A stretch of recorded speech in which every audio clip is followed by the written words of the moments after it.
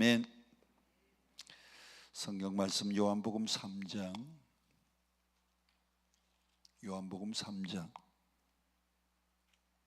16절 말씀 다 함께 봉독을 합니다. 요한복음 3장 16절 다 같이 시작. 하나님이 세상을 이처럼 사랑하사 독생자를 주셨으니 이는 그를 믿는 자마다 멸망하지 않고 영생을 얻게 하려 하심이라. 아멘.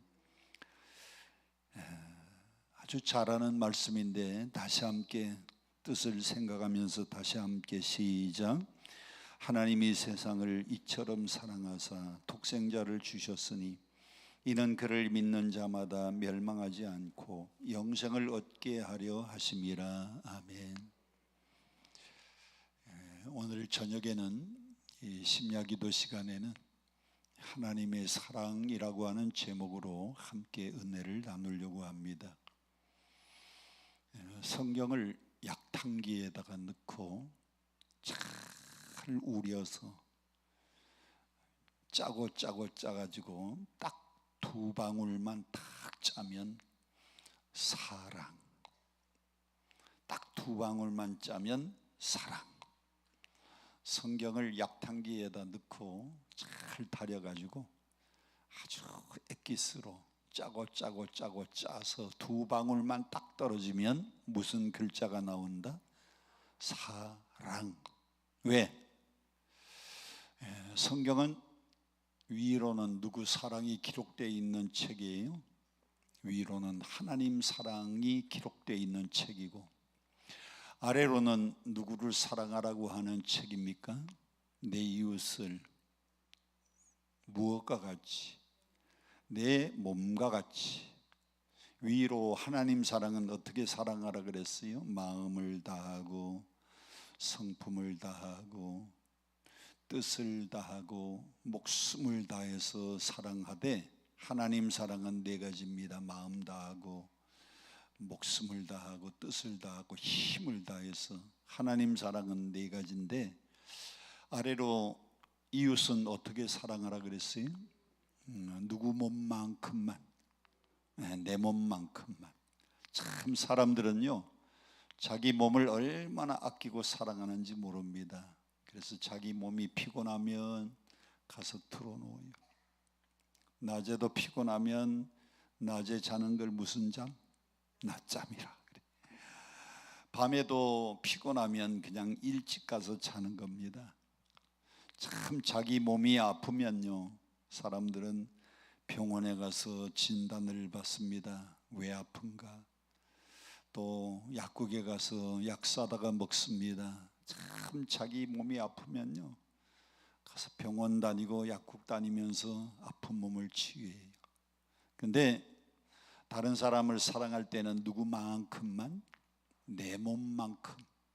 내가 내 몸을 아끼고 사랑하는 만큼 내 이웃을 내 몸같이 사랑하라 그랬어요. 자, 성경에는 사랑이라고 하는 글자가 4개가 나옵니다. 4가지 단어가 나와요.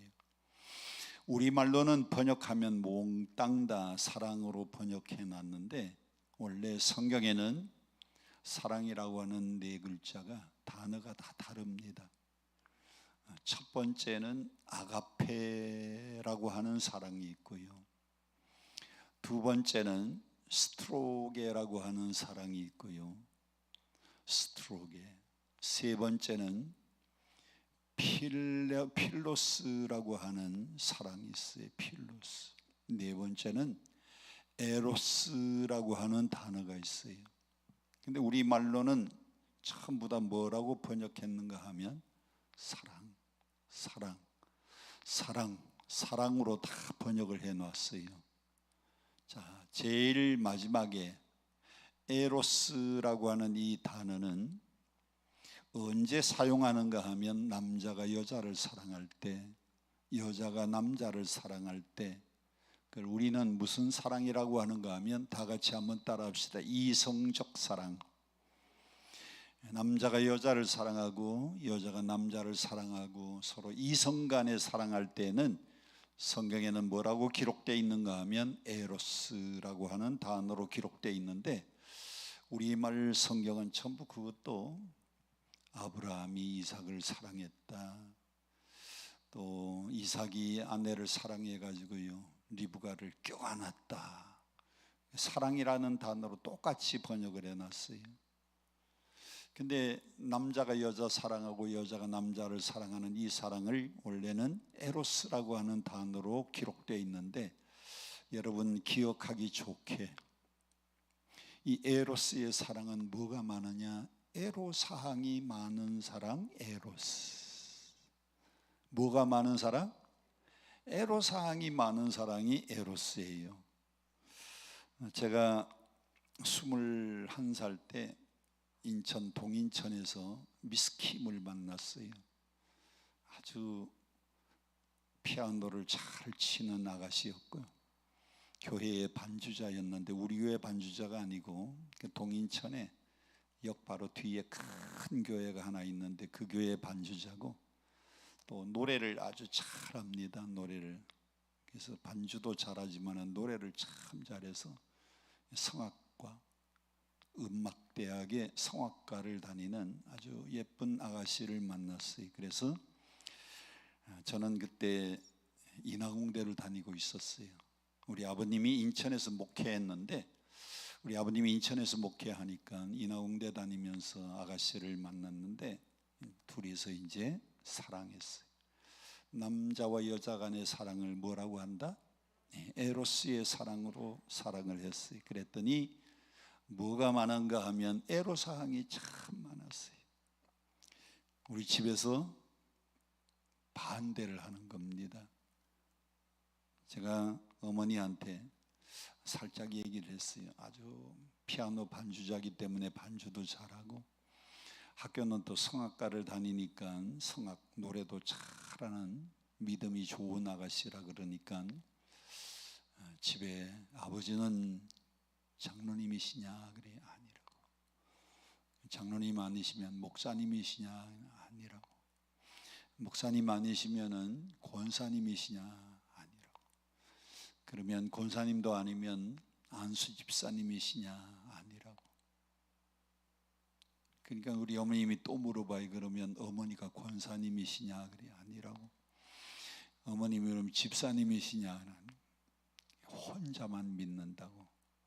그랬더니 어머니한테 혼자 살짝 얘기했는데 우리 아버지도 알고 계시고, 저는 누나들이 많아요. 5이. 누나가 5인데 누나들이 죄다 반대하고, 아버지도 반대하시고 어머니도 반대하시고, 밑에 여동생이 하나 있는데 밑에 여동생이 지가 뭐라고 저도 반대를 해요.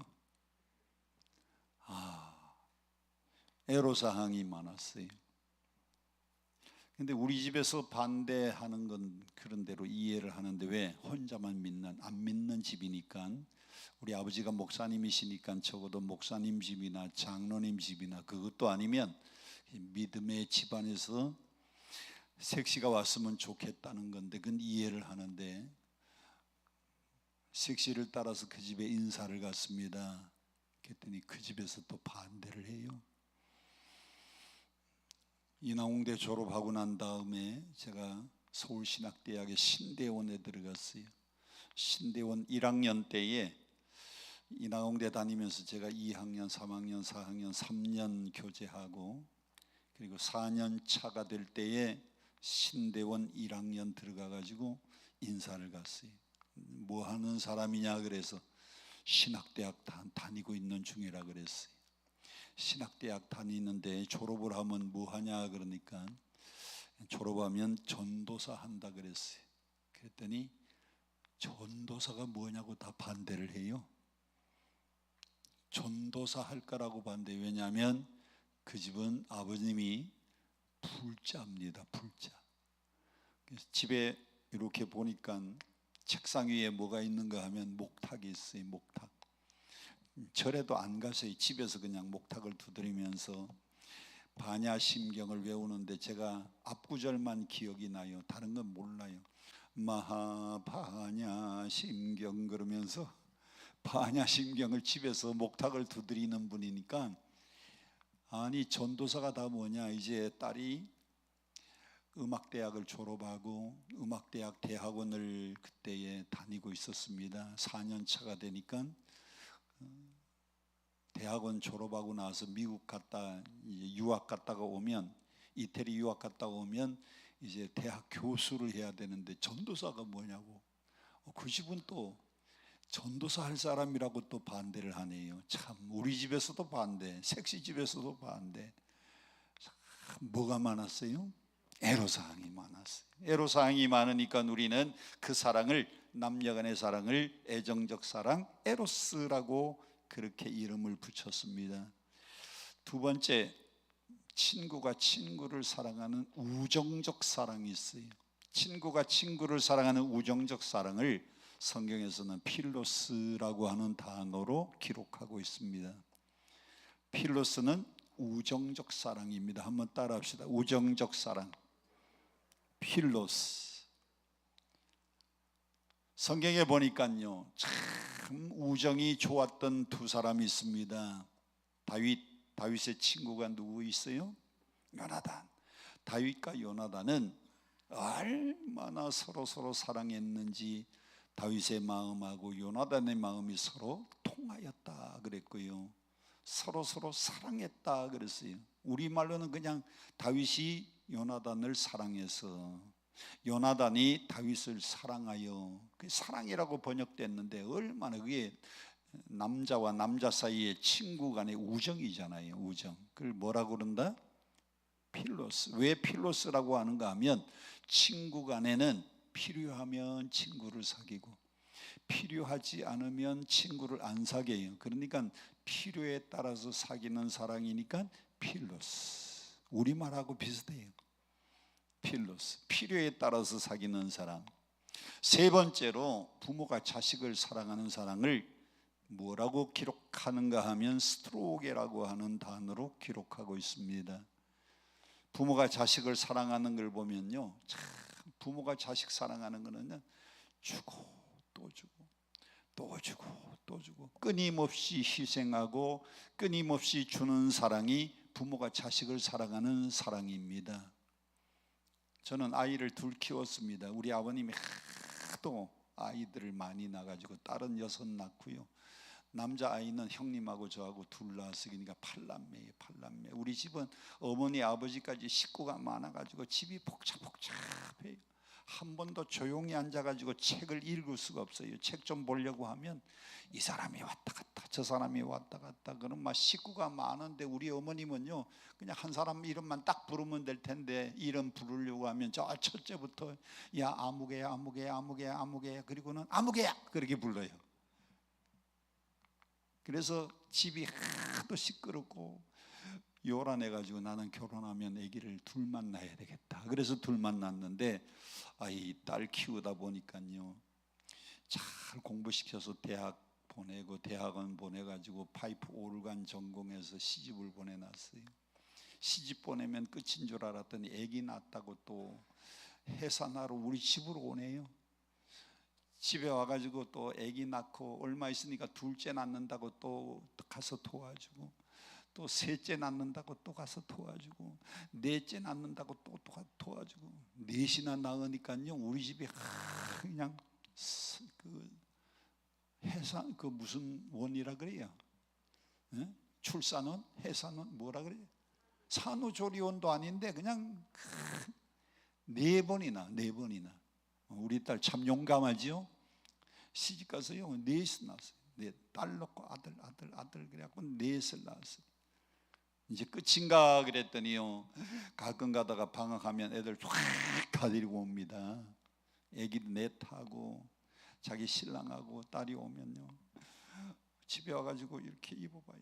엄마 옷 입어보고, 아유 엄마 이거 딱 맞네. 자기가 맞는데요. 그러면 엄마가 그래 가져가라. 그러면 또 가져가고. 이야, 딸은 무슨 년이라 그래요? 나는 안 그랬어요. 여러분들이 도둑년이라 그래가지고. 끊임없어요. 끊임없어. 뭐 딸만 그런 게 아니고 아들을 키웠는데, 아들은 또 뮤지컬 배우 한다고 또 그냥 뮤지컬 배우 한다고 돈은 못 벌어오고요. 얼마나 초창기에는 가서 고생만 하고 고생하는 걸 보니까요 또 밀어주고 또 밀어주고 그러다가 한 15년 아주 뮤지컬 배우 주연 생활 잘했습니다. 그런데 코로나 딱 터지니까 관객이 안 오니까요 뮤지컬 배우가 뭐 활동할 게 있어야죠. 끊임없이 부모는 자식에게 또 주고 또 주고 또 주는 사랑이 부모의 희생적 사랑. 다 같이 한번 따라합시다. 희생적 사랑. 그게 스트로게. 스트로게는 누가 시켜서가 아니고 스스로 마음속으로 우러나오는 사랑입니다. 우러나오는 사랑. 참 감사하게도요 우리 아들 녀석은요 연애해가지고 결혼했는데 우리 자부가 바이올린을 전공했어요. 우리 사람 성악했죠. 딸은 파이프 오르간 했죠. 우리 아들은 뮤지컬 배우 성악 보컬 하지요. 실용음악. 며느리는 바이올린 전공인데 그냥 결혼했어요. 그냥 사귀어가지고 결혼했는데 와 결혼하고 보니까요 처갓집이 어마어마한 부잣집이네요. 우리 집은 뭐 목사님 집이니까 조금 밀어주다가 이제 더 이상 못 밀어주니까요 처갓집에서 그냥 알아서 공장 하나 사가지고 공장 다 차려가지고 그래서 철강 사업을 뛰어들게 만들어놨어요. 할렐루야, 할렐루야. 하나님이 그렇게 다 베풀어 주시는데 그 집도 우리 집이 못하니까 부모로서 스스로 우러나오는 사랑. 무슨 사랑? 스트로게의 사랑으로 부모가 자식을 사랑하는 것은요 끝이 없어요. 끝이 없어요. 마지막 네 번째는 하나님이 우리 인간을 사랑하는 사랑을 뭐라고 하느냐? 아가페라 그래요. 아가페. 아가페 단어는 많이 들어봤죠? 성경에 나오는 모든 하나님의 사랑은 아가페의 사랑입니다. 그래서 요한의 아들 시몬아 네가 나를 사랑하느냐? 첫 번째는 예수님이 시몬 베드로에게 필로스 네가 나를 친구처럼 사랑하느냐라고 물었어요.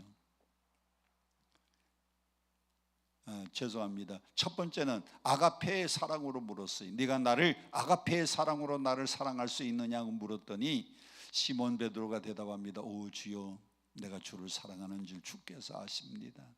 두 번째 묻습니다. 네가 나를 아가페의 사랑으로 사랑할 수 있느냐? 주여 모든 것을 다 주님이 아십니다. 세 번째 예수님이 물을 때에 필로스라고 하는 단어로 물어봅니다. 네가 나를 아가페의 사랑으로 희생적 사랑으로 헌신적 사랑으로 생명 바쳐서 사랑할 수 없다고 하면 네가 나를 그러면 친구로서는 사랑하겠느냐 그랬더니 오 주여 모든 걸 주께서 아시오니 그때 예수님 말씀합니다. 네가 젊어서는 네 마음대로 띠뛰고 다녔지만은 나이 많아지면은 사람들이 너를 묶어가지고 원치 않는 것으로 너를 데려가리라. 베드로가 예수님 앞에요 생명 걸고 나중에 헌신하게 되잖아요. 아가페의 사랑은 생명을 걸고 헌신하는 희생적 사랑입니다. 하나님이 우리 인간을 얼마나 사랑했는지 독생자를 주셔서 우리 죄값 대신에 아들을 십자가에 죽이기까지 하는 희생적 사랑. 아주 넓은 사랑. 그래서 아주 크고 넓은 사랑이니까 하나님의 사랑을 아가페라 그래요. 네 가지 단어가 다르지만은 여러분 기억하기 좋죠? 자, 남녀 간에 애로 사항이 많은 사랑을 무슨 사랑? 에로스. 친구와 친구 사이에 필요하면 사귀는 사랑을 필로스. 부모가 자식을 스스로 우러나오는 마음으로 희생하고 사랑하는 부모의 사랑을 스트로게. 하나님이 우리 인간을 사랑하는 아주 크고 넓은 사랑은 아가페. 자, 요한복음 3장 16절은 이거 모르는 사람 없잖아요. 주일학교 다닌 사람은 이거 다 알고 교회를 그래도 한 1년, 2년, 3년 이상 믿은 사람은 이거 다 알고 기도원에 오실 정도가 되는 분들은 이 하나님 사랑 요한복음 3장 16절 말씀을 다 알아요. 그것도 모르면 옛날에는 복음성가가요 옛날에 다른 복음성가가 있기 전에는 이 복음성가밖에 없었잖아요. 그때는 하나님은 너를 지키시는 자 너의 우편에 그늘 대신 그런 거 없었어요. 그때는 하나님이 세상을 이처럼 사랑하사, 기억나죠? 독생자를, 누구든지 예수 믿으면 멸망하지 않고 생을 다. 요한복음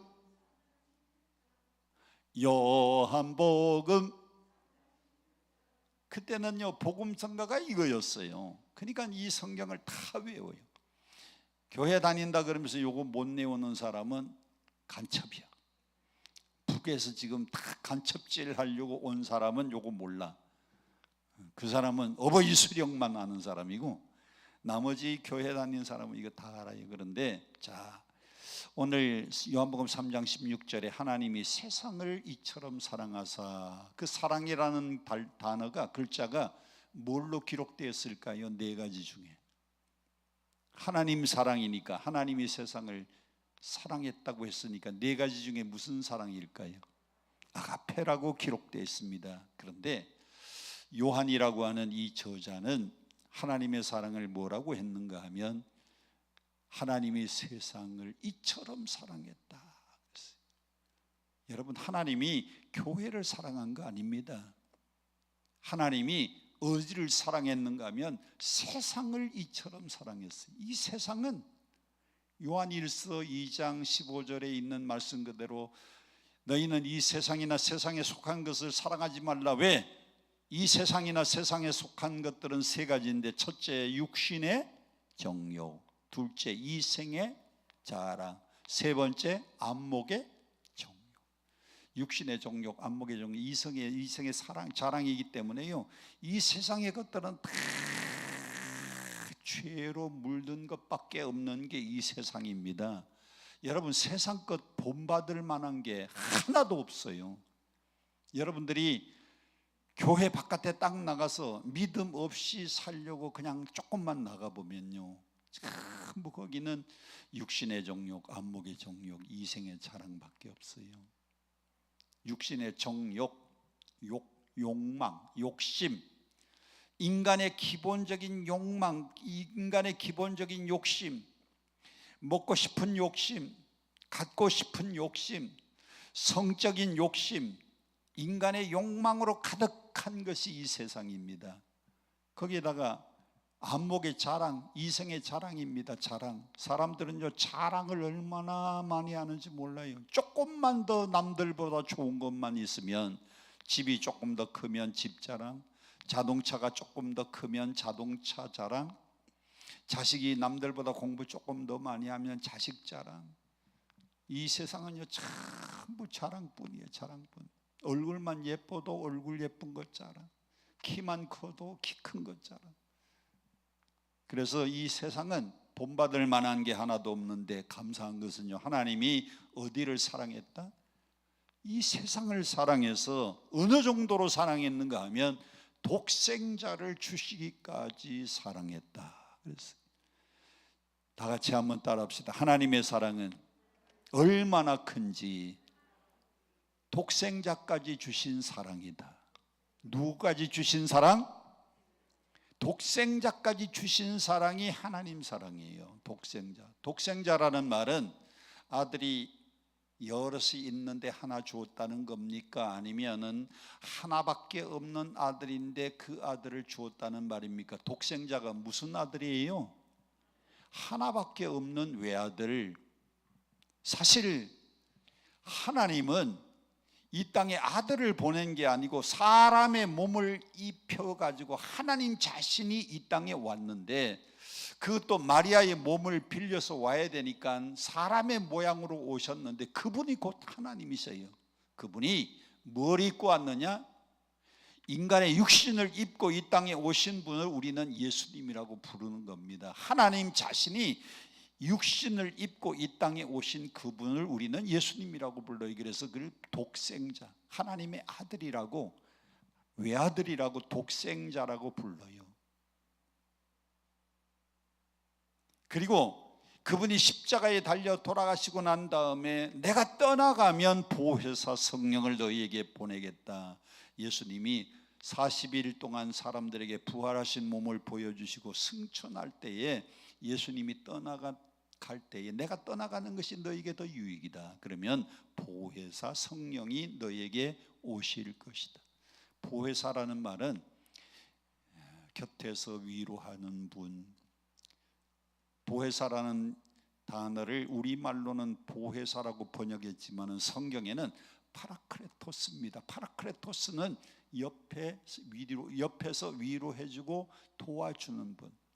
성령이 여러분 옆에서 위로하고 도와주기 위해서 예수님이 떠나가면서 성령이 오셨는데, 예수님은 육체를 입고 이 땅에 왔기 때문에 육체의 한계를 가지고 계셨어요. 먹지 않으면 배고프고 자지 않으면 졸립고, 그래서 예수님이 피곤하면 배 고물에서 주무셨잖아요.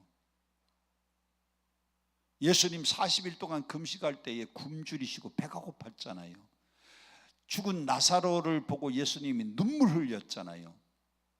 예루살렘의 멸망을 바라보면서 예수님이 눈물 흘렸어요. 예수님 눈물 흘렸어요. 이 육체를 가지고 있는 사람은 그런 감정이 있으니까 눈물 흘렸어요. 그런데 그분은 육체를 가지고 있기 때문에 시간적 공간적 제한이 있기 때문에 내가 떠나가면 시간 제한이 없는, 공간의 제한이 없는 성령이 너희에게 오실 것이다. 성령이 오셔서 그 성령은 내 마음 안에도 계시고 여러분 마음 안에도 계시고, 지금 이곳에서 예배드리는 이곳에도 성령이 임재하고 계시고, 집에서 지금 기도하는 여러분 가족들 그 안에도 성령은 같이 계시고, 성령은 시간적 공간적 제한이 없기 때문에 어디든지 역사하시고 편만하게 존재하시는 분입니다. 할렐루야.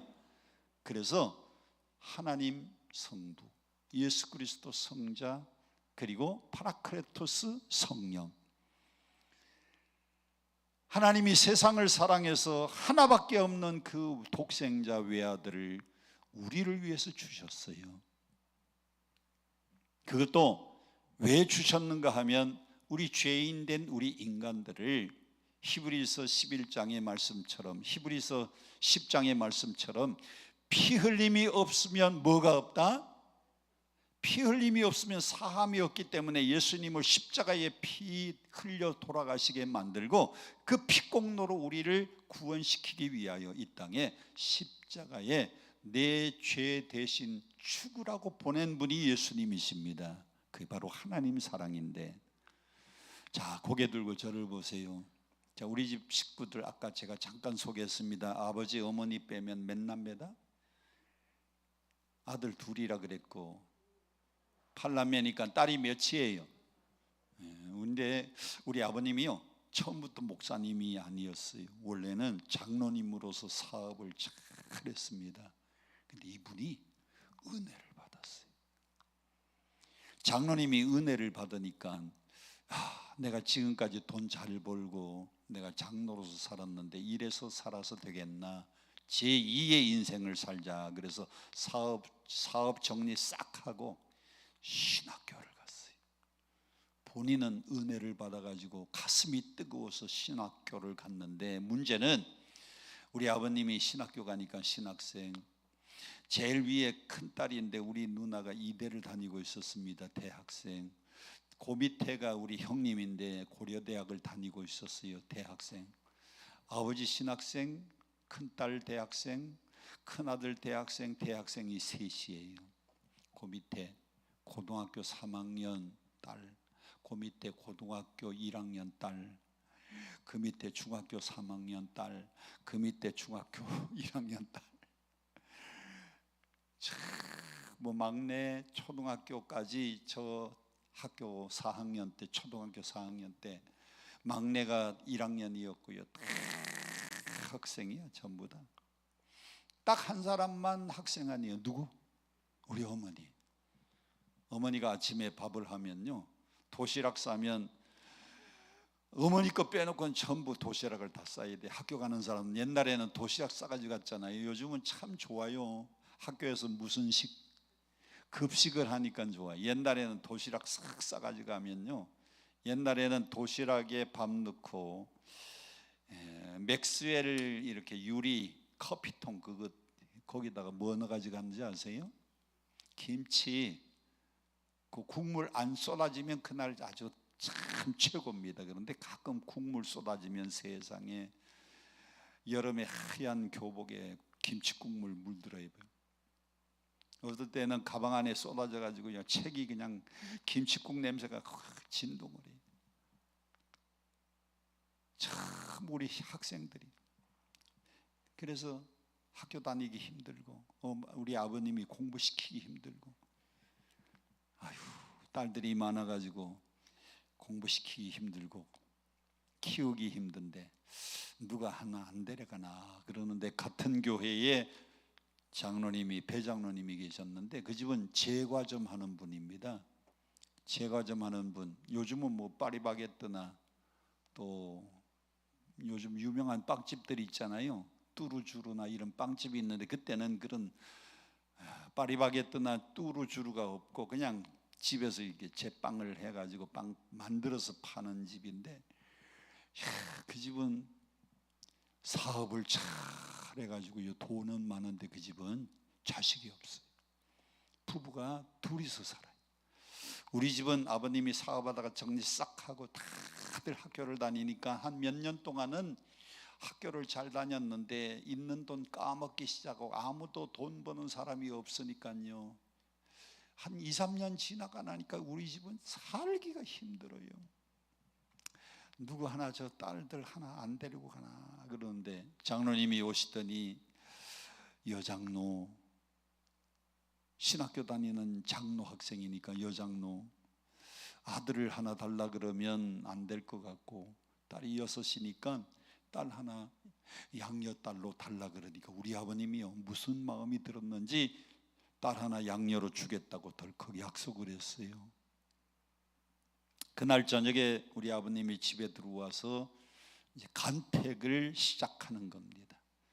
우리 그때 이제 단칸방에서 살았어요. 단칸방에 10식구가 쫙 잠을 자는데 제일 위에는 우리 형님, 그 다음에 이제 제일 위에, 그 다음에 나, 그 다음에는 이제 딸들부터 시작해서 첫째 딸, 둘째, 셋째, 넷째, 다섯째, 여섯째, 막내딸, 그리고 막내딸 그 밑에는 우리 어머니, 그리고 제일 아랫목에는 우리 아버님이 이렇게 단칸방에서 자는데, 아버님이 일어나가지고 첫째부터 얼굴을 가만히 내려다보면서 간택을 하는 거예요. 어느 딸을 남의 집에 양녀로 줄까? 첫째 딸 가만히 내려다봤어요. 첫째 딸 가만히 내려다보니까 옛날에 첫째 딸은 무슨 미천이라 그랬어요? 살림 미천. 잘 키워서 살림 미천해야지 남의 집에 양녀로 줄 수가 없다. 둘째는 기운이 장사입니다. 지금은 세탁기로 빨래하고 참 좋은 시대인데, 옛날에는요 냇가에 빨래를 이고 냇가에 가서 빨아왔어요. 요즘 같은 계절은 문제도 없어요. 그런데 겨울이 되면 내복까지 벗어놓으면 10식구 내복까지 빨래가 산더미요. 그러면 학교 갔다 와서 이 둘째가요 얼마나 기운이 센지 다 이고 가서 냇가에 가서 얼음 깨고 빨래를 해가지고 한나절이면 다 가지고 와요. 이렇게 식구도 많고 살림이 큰데 일꾼을 남의 집에 양녀로 줄 수가 있다 없다? 집에다 두고 일 시켜야지 안 되죠.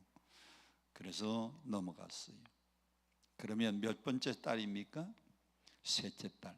야, 셋째 딸은 최진사 댁의 셋째 딸은 뭐도 안 보고 데려가요? 손도 안 보고 데려가. 너무 예뻐요. 우리 집에 딸이 6이지만은요 키도 1m 68에 늘씬해가지고 나올 때 나오고 들어갈 때 들어가고 쫙 빠졌어요. 얼굴도 제일 예뻐요. 이런 딸을 남의 집에 양녀로 줄 수가 있다 없다? 못생긴 딸을 줘야지.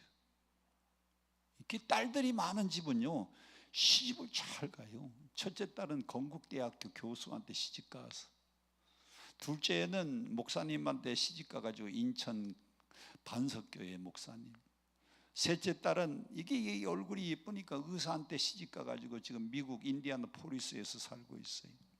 넷째 딸은 별명이 울보입니다. 울보. 우리 집에서 울었다 그러면 넷째예요. 넷째. 근데 이 넷째가요, 머리가 얼마나 똑똑하고 얼마나 공부를 잘하는지 천재 중에도 수재예요. 천재 중에도 수재. 그래서 우리 시골에서, 우리 고향에서 초등학교 졸업하고 중학교 다녔는데 초등학교 6년간 전교 1등, 중학교 1, 2, 3학년 전교 1등. 남의 집의 딸이 1등이라 그래도 가만히 있네요. 아멘도 안 해요. 다시 하겠습니다. 초등학교 6년간 1등, 중학교 1, 2, 3학년 다 1등. 중학교 딱 졸업을 해서 고등학교 갈 나이가 됐는데 우리 아버님이, 야, 너 중학교 졸업하고 좀 쉬어라. 힘들어서 다 공부 못 시키겠다. 위에는 고등학교 다니고 대학 다니니까 좀 공부해야 되고 밑에는 또 어리니까 해야 되고 너는 중학교 졸업하고 좀 쉬라 그러니까요, 학교 보내달라고 일주일을 울어요. 일주일을 울면서 학교 보내달라고 하니까 우리 아버님이 이 녀석을 어떻게 하면 고등학교를 안 보낼까? 서울로 전화했습니다. 서울에 대학 다니고 있는 큰딸도 있고 둘째 아들, 둘째 우리 형님이니까 아들로는 큰아들이죠. 야, 거기 경기여고라고 있다며. 예, 그 학교 들어가기 힘든데 그래, 그 학교 원서 사서 보내라. 경기여고에 원서를 사가지고 와서 원서를 썼습니다. 옛날에는요, 원서 쓰면 바로 접수가 안 되고 학교 가서 학교장 도장을 찍어야 돼. 요즘도 그런지 모르겠어요. 학교장 도장 찍으러 갔더니 학교의 담임 선생님이, 얘가 시골에서 공부를 좀 하긴 하지만은 경기여고 장관집 딸, 차관집 딸이 가정교사 붙여가지고 공부한 딸들만 다 와서 전국에서 최고로 1등하는 아이들만 오는 학교이기 때문에 그 학교 시험 보면 떨어집니다. 우리 아버님이 하시는 말씀, 떨어지면 더 좋으니까 마음 놓고 찍어주세요. 왜?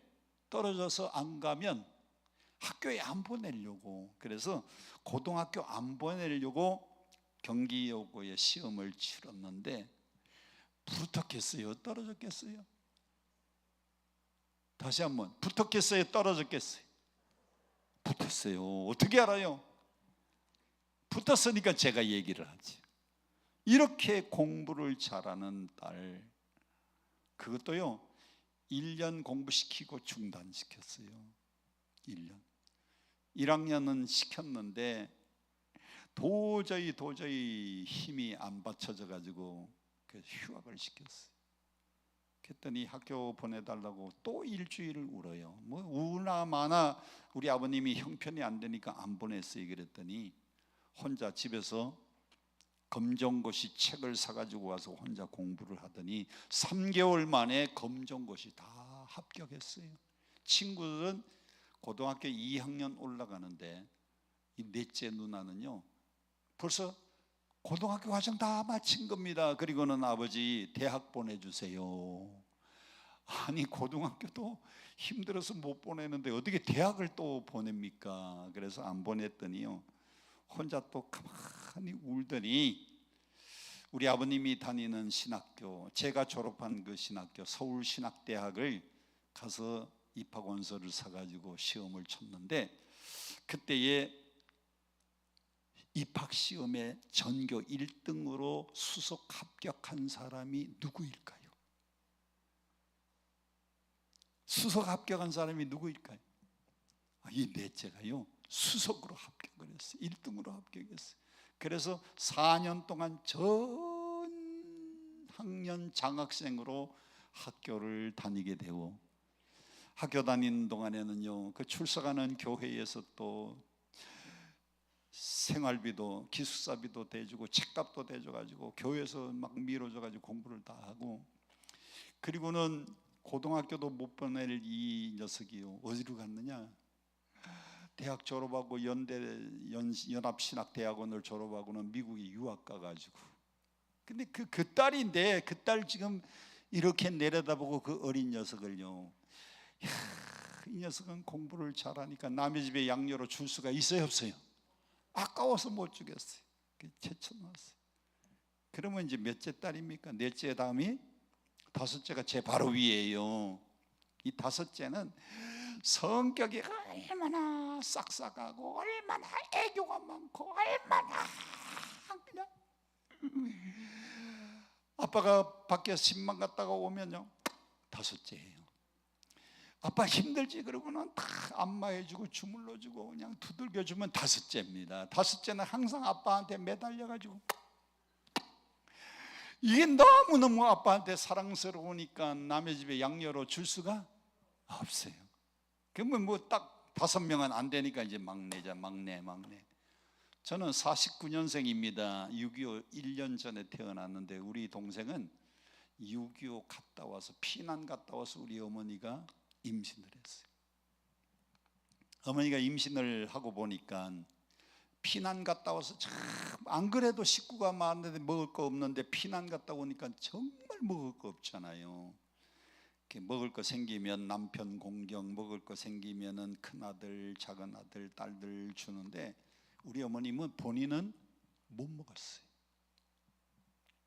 제가 초등학교 4학년 때 기억나는 일이 있습니다. 초등학교 4학년 때 학교 갔다 오면 우리 어머님이 김이 무럭무럭 나는 게떡을 삶아 놔요. 게떡, 보리게떡.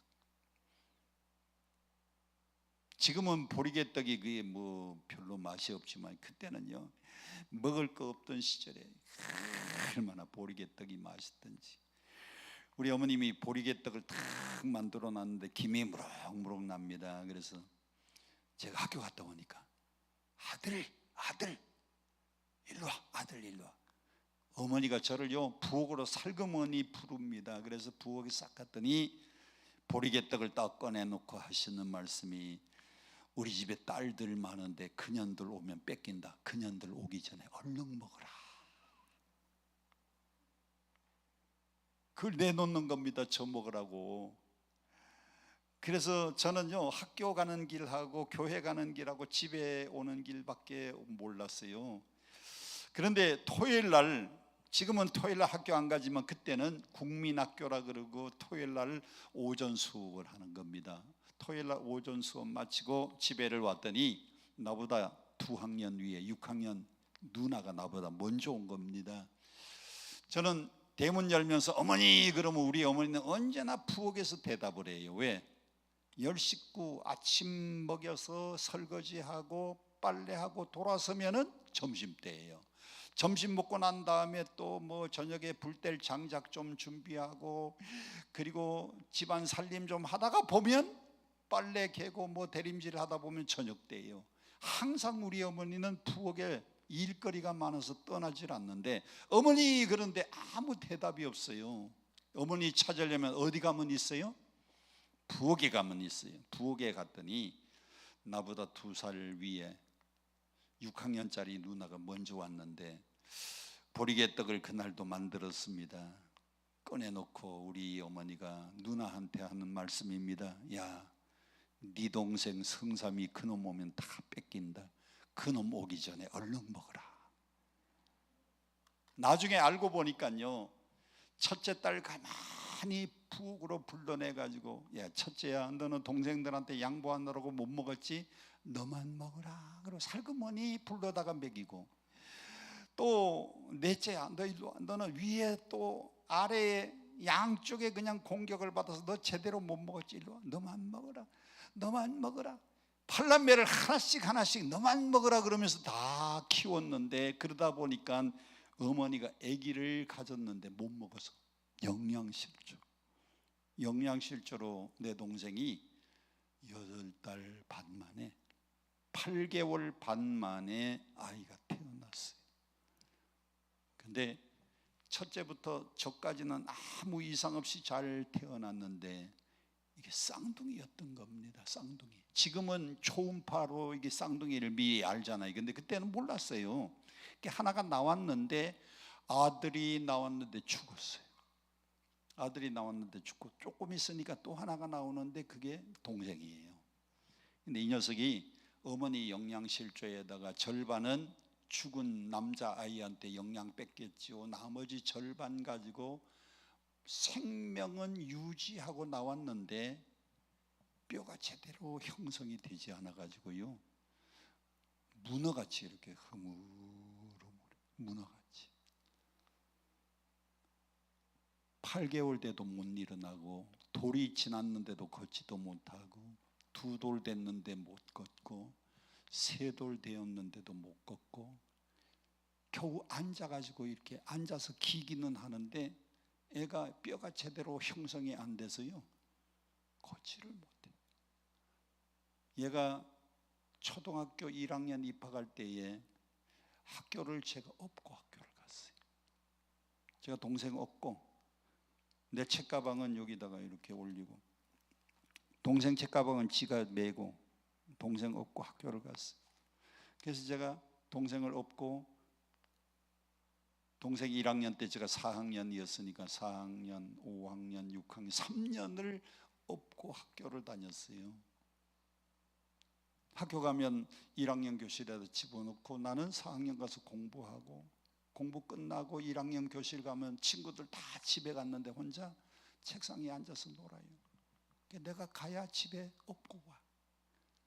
제가 키가 큰데도 좀 구부정해요. 왜 구부정 안 가면 그때 하도 업고 다닌다. 제대로 못 걷는 이 딸을 남의 집에 양녀로 줄 수가 있다 없다? 줄 수 있어요 없어요? 없어요. 나중에 우리 집이 좀 좋아지면서 잘 먹이고 영양 보충해 줬더니 다리도 점점 뼈가 생기고 잘 돌아오고, 나중에 이 아이가 컸고, 나는 걔가 시집 못 갈 줄 알았더니 목사님한테 시집 가가지고요, 지금 목회 잘하고 있어요. 하남시에서 목회하고 있어요. 이런 딸을 남의 집에 양녀로 줄 수가 없어요. 그래서 우리 아버님이 밤새도록 간택만 하다가 새벽 기도 갔더니 배장로님이 기대하는 겁니다. 골랐냐고. 고른 게 아니고, 우리 아버님 대답이 고른 게 아니고 주기가 곤란해서 못 준다고. 6이나 되는데 하나도 줄 딸이 없다는 겁니다. 그런데 하나님은 여러분이 흉악한 죄를 보면서 여러분이 죄값으로 형벌을 받아야 되는데, 그 형벌 대신에 여러분의 목숨 형벌 대신에 아들을 내어주기 위해서 독생자를 우리에게 주셨으니 그 사랑이 얼마나 크고 넓은 사랑입니까? 그래서 아까 찬송 보니까 하늘을 두루마리 삼고 바다를 먹물 삼아도 하나님의 사랑을 다 기록할 수가 없다 그랬어요. 자, 하나님의 사랑은 2가지입니다. 하나님의 사랑은 2가지인데 여러분이 알기 쉽게, 하나는 달콤한 사랑. 이 달콤한 사랑은 신명기 32장 10절 말씀처럼 하나님이 우리를 보호하시고 인도하시고 지켜주시고, 하나님이 우리를 지켜주시고 보호하시고 인도하시는데 마치 독수리가 자기 새끼를 날개 위에 업어서, 하나님께서 저 광야에서 이스라엘 백성들을 독수리가 날개 위에다가 새끼를 업어가지고 저 가나안 땅까지 인도하신 것처럼 하나님이 여러분을 인도할 때에 인도하시고 보호하시고 지켜주시는 사랑으로, 그 사랑을 다른 말로 표현하면 달콤한 사랑. 달콤한 사랑은 하나님이 우리를 포근하게 안아주시고 사랑해 주시는 그 사랑을 달콤한 사랑이라고 표현한다고 하면, 하나님의 사랑은 달콤한 사랑만 있는 게 아닙니다. 또 하나의 사랑은 어떤 사랑이 있느냐? 성경을 다 열어주세요. 히브리서 12장을 열어주세요. 히브리서 12장을 열어주세요. 히브리서 12장 6절 말씀부터 다 함께 큰 소리로 봉독합니다. 시작. 주께서 그 사랑하시는 자를 징계하시고 그가 받아들이시는 아들마다 뭐 한다고요? 하나님께서 사랑하는 자를 징계하신다 그랬고요, 아들마다 채찍질 하신다 그랬어요. 아들마다 채찍질. 자, 고개 들고 저를 보세요. 우리 하나님의 사랑은 어떤 사랑인가 하면 우리를 지켜주시고 보호하시고 인도하시는 달콤한 사랑이 있는가 하면, 하나님의 사랑은 또 어떤 사랑이 있는가 하면 우리를 징계하시고 채찍질하시는 사랑이 있는 겁니다. 여러분도 하나님의 사랑을 이 두 가지를 받고 성장하고 자라고 있어요. 우리 자녀들이 부모의 사랑도 보호해 주시고 인도해 주시고 지켜주는 부모의 사랑도 있지만, 때로는 부모가 자식을 징계하고 채찍질하는 사랑이 있거든요. 제가 늘 간증을 해서 아시는 분들이 많습니다. 제가 초등학교 4학년 때 이 아버님이 사업 정리하고 이제 전부 신학교 가고 목회가 시작이 되어서 용돈을 제대로 한 번도 못 탔잖아요. 한 번은 학교 갔다가 집에 왔는데 우리 집에는 장롱이 없었어요. 벽에다가 이렇게 못을 쳐가지고 옷을 걸어놓고, 그게 흉하니까 하얀 보재기 큰 거에다가 우리 어머님이 십자수를 이렇게 놨어요. 매화 그 나무에 매화 꽃이 착 피고 참새가 이렇게 그 위에 앉아 있는 그림. 이쪽에도 매화 나무가 있고 매화 꽃이 피어 있고 참새가 이렇게 있는 그림인데, 그거 가지고 이렇게 덮어놨어요. 그게 우리 집 장롱이에요. 우리 집만 그랬나? 여러분 집도 옛날에는 다 그랬을 거예요. 학교 갔다 왔는데 그 못에 우리 아버님 위쪽고리가 이렇게 걸려 있는 거예요. 위쪽고리가 이렇게 걸려 있는데 제가 이게 주머니에다 이렇게 손을 싹 넣으니까 돈이 하나 딱 만져져요. 돈이 거의 몇 장이 있는데 그 중에 하나가 딱 집혀요. 그 하나를 제가 이렇게 딱 꺼냈어요. 아버지 집에서 영어로 거의 치팅을 했어요. 치팅. 하나를 딱 꺼냈어요. 한 번도 용돈을 안 줘가지고 왕눈깔 사탕 사 먹고 싶은데 못 먹었고, 화약 넣고 쏘는 총을 좀 사고 싶은데 한 번도 못 샀는데, 그날은 돈 하나를 딱 꺼내가지고 가게 가서 왕눈깔 사탕 딱 샀습니다. 30판 어치 샀더니 왕눈깔 사탕 이만큼 줘요. 그래서 친구들한테 막 인심 쓰고 나도 먹고, 그리고 화약 넣고 쏘는 총 사가지고, 그리고도 돈이 20판이 잔돈이 남았어요. 그래서 그 잔돈 남은 거 하고 화약 넣고 시컷 놀다가 그 곤충하고는 마루 밑에다가 딱 감추어 놓고 손 씻고 집에 이제 저녁 먹으러 들어갔어요. 저녁을 먹는데 우리 집은 저녁 먹는 자리에는 상을 2개를 펴니다. 상을 2개를 펴는데 여기 2사람, 이쪽에 2사람, 여기 1사람, 또 상 하나 여기 또 갖다가 붙이면 여기 2사람, 여기 2사람, 여기 1사람, 그러면 이쪽에 5명, 이쪽에 5명, 10명이에요. 우리 아버님 이쪽에 항상 앉아요. 우리 형님 여기 앉고요. 저는 요 옆에, 형님 옆에 여기 앉고 쭉 둘러 앉아가지고 먹는데 우리 아버님이 물어보는 겁니다. 얘들아, 너희들 중에서 오늘 누가 내 집안에 주머니에서 돈 꺼내갔냐? 그래. 도둑놈이 와서 돈을 가져갔으면 거기 있는 거 다 가져갔을 텐데, 그 몇 장 중에 얼마가 없어졌어요? 1장이 없어졌거든요. 너희들 중에서 주머니에 돈 꺼내간 사람이냐? 다들 가만히 있으니까 나도 가만히 있었잖아요. 그랬더니 우리 아버님이 한 사람씩 물어보는 겁니다. 야, 첫째야, 너 내 주머니에서 돈 꺼내갔냐? 아니요. 둘째, 아니요. 셋째, 아니요. 넷째, 아니요. 다섯째, 제가 7째인데, 야, 7째야, 너 내 주머니에서 돈 꺼내갔냐? 에? 아니요, 안 꺼내갔는데요. 야, 막내야, 너 내 주머니에서 돈 꺼내갔냐? 아니요. 저녁을 잘 먹었습니다. 저녁을 잘 먹었는데 우리 아버님이 하시는 말씀이, 다른 아이들은 마당에 좀 나가 있고 7째야, 너 나 좀 보자. 우리 아버님이 눈이 쌍꺼풀이 지고요, 눈이 굉장히 커요. 큰 눈 가지고 다른 아이들 나가고 7째야, 너 나 좀 보자. 야, 그냥 간이 콩알만 두근두근. 저는 우리 아버님이 어떻게 나를 쪽집게같이 딱 집어냈는지 모르겠어요. 제가 이제 신학하고 목사가 되어서 생일날 우리 아버님이 은퇴하기 전에 인천에서 목회하셨는데 왔어요. 그래서 식사를 같이 하고 제 생일이라고 생일 축하 케이크도 자르고, 수요일이었는데 아버님 오늘 설교 좀 해주세요. 제가 생일이니까 오늘 제가 좀 쉬겠습니다. 우리 교회에서 설교해달라 그랬더니 올라가 가지고 설교하시면서 이 녀석이 초등학교 4학년 때 내 주머니에서 돈 꺼내 갔다고.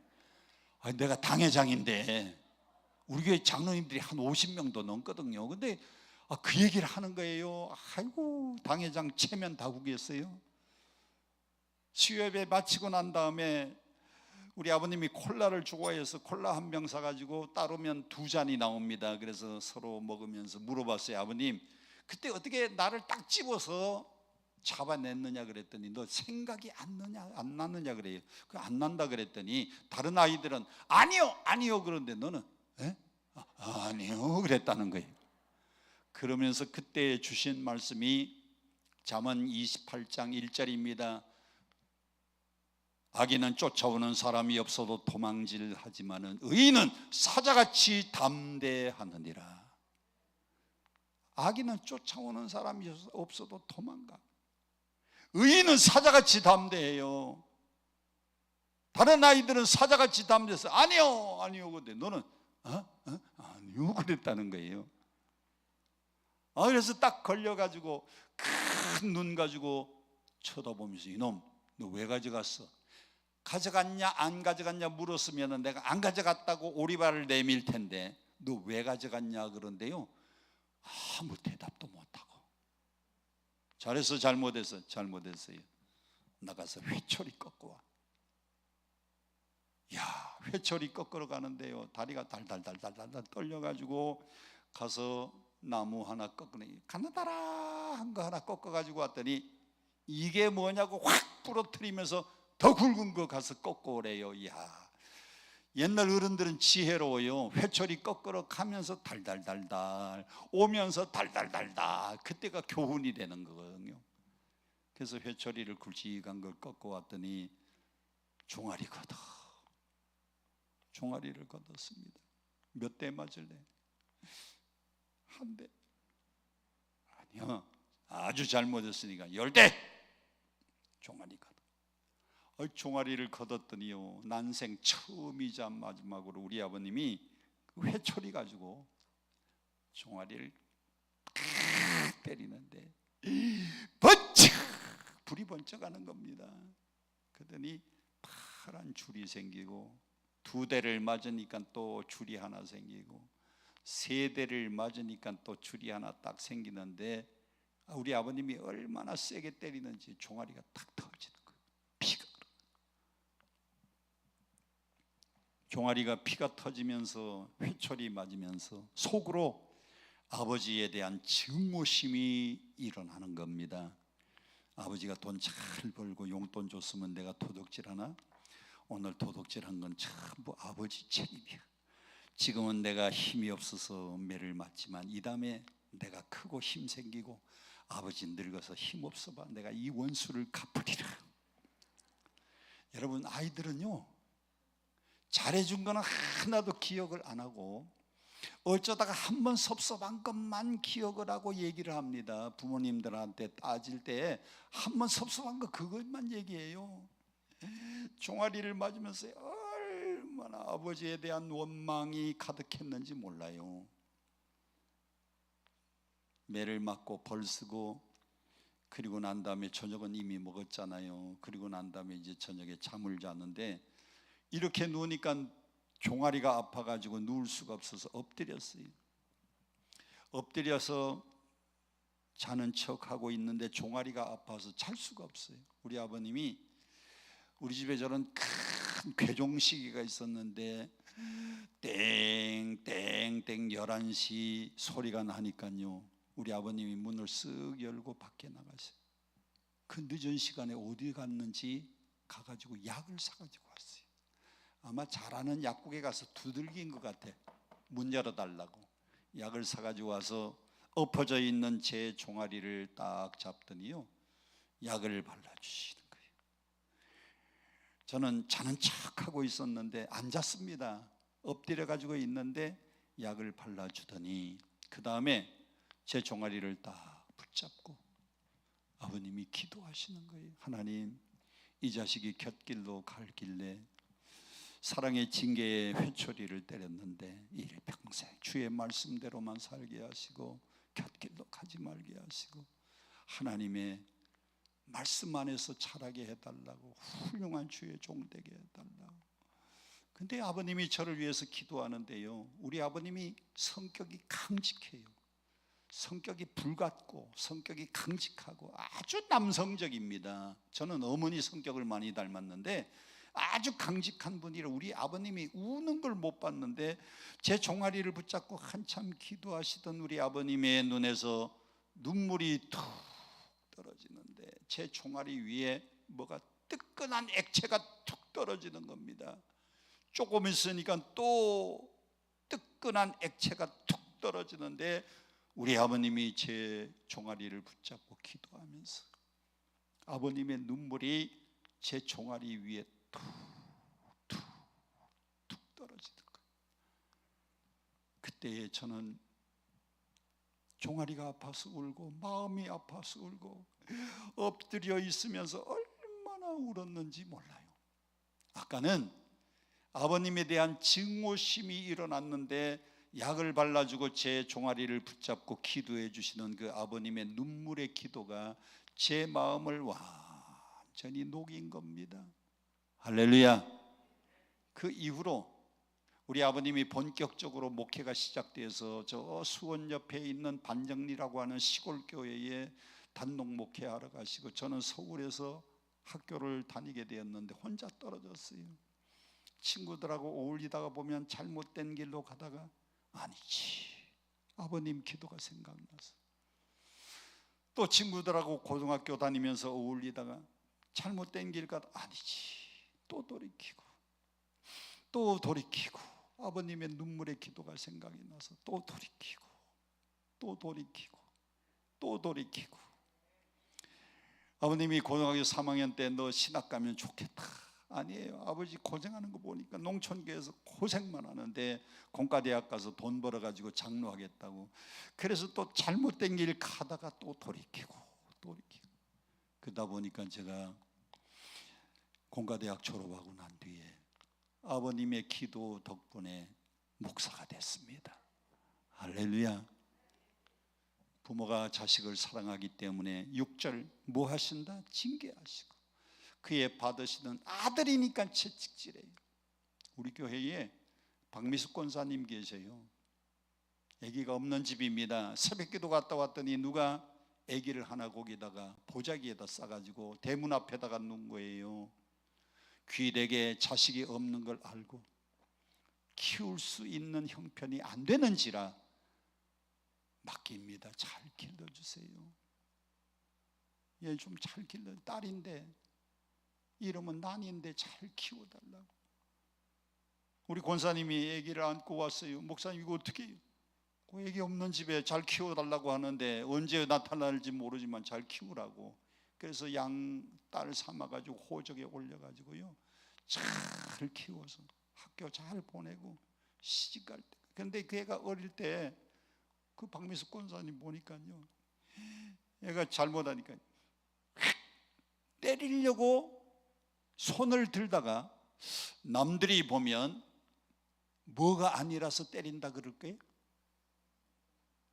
지 새끼가 아니니까 때린다고 이 얘기를 할까 봐 못 때리고 야단 못 치고 자기 자식이 아니니까요 잘못해도 못 때려요. 중학교 다닐 때 속만이 세겠어요. 고등학교 다닐 때 사춘기 왔을 때 속만이 세겠어요. 그러다가 그 아이가 뒤늦게 깨닫고 자기 키워준 친부모도 아닌데 그렇게 잘 키워준 게 고마워가지고 나중에 하나님 말씀 안에 잘 돌아오더라고요. 근데 자식이 아니면 징계를 못하는 겁니다. 6절 다시 한번 보세요. 사랑하기 때문에 징계하고 받으시는 아들이니까 채찍질하는 겁니다. 오늘 여러분 중에 질병으로 채찍질 당하는 사람들, 사업의 실패로 어려움 당하는 사람들, 가정에 생각지 않은 어려운 문제를 만나서 힘들고 어려운, 하나님 왜 내가 병듭니까? 하나님 우리 가정에 왜 이렇게 힘든 문제가 많습니까? 이유가 있어요. 주께서 사랑하니까 징계하시고, 주께서 사랑하니까 채찍질하는 겁니다. 하나님이 징계하시고 채찍질하는 것도 사랑인 것을 깨달으세요. 달콤한 사랑만, 사탕 주는 사랑만 사랑하면 이빨 썩어요. 때로는 징계하고 때로는 채찍질해야 올바른 길로 돌아오는 겁니다. 롤프 가복이라고 하는 사람이 쓴 책 가운데 하루에 한 번씩 자녀를 축복하라는 책이 있는데, 부모가 자식을 끌어안고요, 하루에 한 번씩 축복 기도하며 부모님의 눈물의 기도에 그 눈물이 자식의 뺨을 적시고 머리를 적시면 그 자식이 절대로 곁길로 안 나간다고 되어 있습니다. 할렐루야.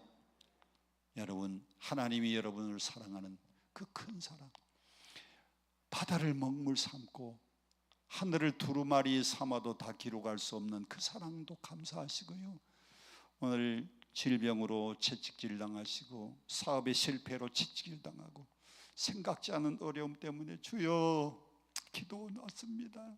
이 문제 해결받기 원합니다. 오늘 저녁에 깨닫고 보니 이게 하나님이 여러분을 사랑하니까 징계하는 겁니다. 여러분을 사랑하니까 채찍질하는 겁니다. 오늘 그 사랑 깨닫고 하나님 은혜에 감사하시면 아멘. 하나님의 사랑 깨닫고 승리하시기를 축원드립니다. 승리하시기를 축원드립니다. 우리 함께 304장 찬송 부르고 통성으로 기도합니다. 주님 몰랐습니다. 그것도 사랑입니다. 주님 몰랐습니다. 깨닫고 보니 채찍질도 사랑입니다.